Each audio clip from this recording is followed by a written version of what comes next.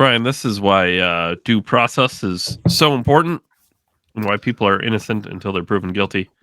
We talked a while back about Matt Ariza. He was a punter drafted by the Bills, and he got cut over rape allegations. And now it's coming out. Former Bills punter Matt Ariza wasn't even present during the alleged gang rape. Didn't they do like an investigation and stuff before, like at the time, and they knew? And Coach McDermott said he talked with, like wasn't there like? Oh yeah, the team did their own investigation. They had known that this story was kind of out there, but apparently they were satisfied with the answers they were told.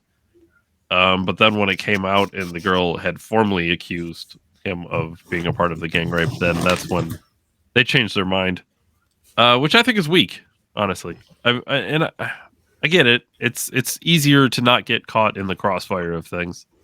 But if you've done your own investigation and then the girl comes out and accuses him, you either don't believe your own investigation, in which case, why would you have drafted him? Or you're just taking the easy road out because you don't want to explain to people why you have this punter on your team who's been accused of something, which doesn't mean he's been guilty of something. It's weird that you can kind of paint that very same train of mind when it came to the Cole Beasley vaccine mandate 2 seasons ago with the NFL. Yeah. But these things are important. I think it's easy to tie into President Trump, is it not? I mean, just recently he had the civil case that he lost for sexual battery, which is not rape, for the record. I know a lot of people in the media are trying to say, well, he sexually assaulted or he raped. I don't know. Sexual battery at a civil level is a lot different than a criminal level rape. It's very, very different. Trump addressed it during the town hall, which he did in the most Trump way possible, basically pointing out how ridiculous the story is in general. The idea that they bumped into each other at a department store and then just started banging it out in the dressing room seems very unlikely. The hanky-panky. The hanky-panky. She's a very ugly woman. I would never hanky-panky with such a hideous lady. Yeah. So, I don't know. I know it's a quick thing, but I think it's always important to point out these situations, these scenarios, because it's always so easy for someone to be just, get accused of something, and it seems to be enough for people these days. And I warned people at the time, and I continue to warn people that until everything's gone through its due process, which even due process, I mean, it's not always foolproof either. I mean, but at least something has happened that's official. Just an accusation. Anybody can accuse anybody of anything. So, David, can I make an accusation? Something I heard that is Bills related. So I came on this program a few weeks ago and told you how every lady in Buffalo thinks they now have a chance with Josh Allen because him and his high school girlfriend, sweetheart, had separated. And there's this long internet conspiracy in Bills Mafia community that the night of the Cincinnati game, she found out that Josh Allen was cheating on him with some bartender and got her pregnant. And they broke up that night, which is why he played like dog dick when it came to the championship or the whatever. You know what I'm talking about. Was that the Cincinnati game during the playoffs? Yeah. Interesting. Yeah.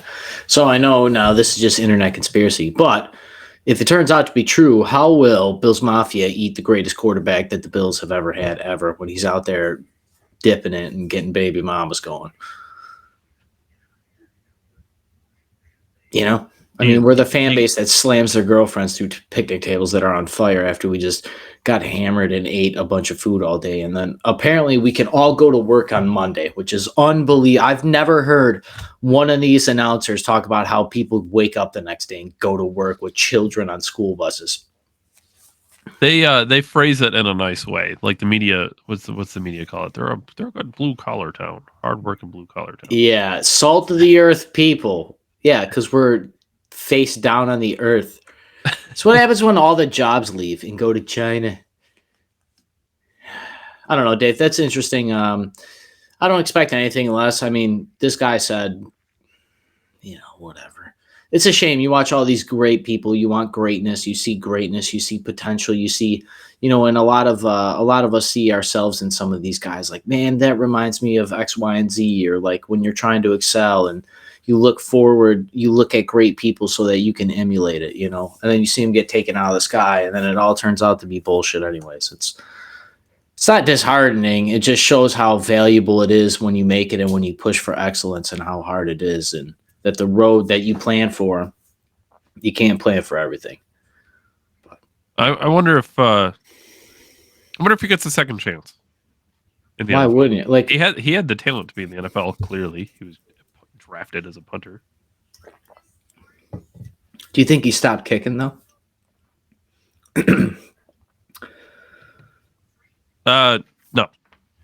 Bless you. Thank you. I don't know. I guess every dog gets his day. Why wouldn't somebody there's no way that he's not better than some kicker out there, right? Or some punter there, or backup punter, or like practice team punter, right? If he was the punt god. Realistically, he's probably better than a lot of punters in the league. Well, this brings back to Colin Kaepernick thing. So, I don't know. Until then, Dave Ryan, December 17th, 73. Catch us Monday through Friday, 7 p.m. Eastern for the weekly show. Facebook, YouTube, and most importantly, Rumble. David and I will be there as always. David, thank you for your time. I'll see everybody later. Thanks, everyone. Thanks, Ryan.